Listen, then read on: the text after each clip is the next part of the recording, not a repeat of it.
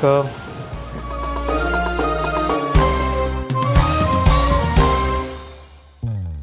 Assalamualaikum.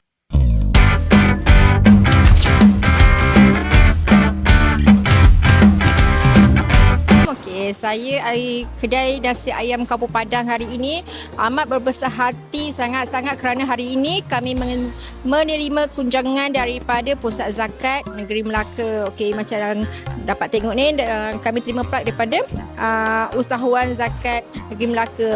Kedai kami terletak di Kampung Padang, area Pokok Mangga. Siapa-siapa yang nak datang, nak merasa nasi ayam kami, boleh waste je nasi ayam Kampung Padang. Kami bukan sahaja jual nasi ayam, ada menu-menu lain yang boleh menarik hati anda semua.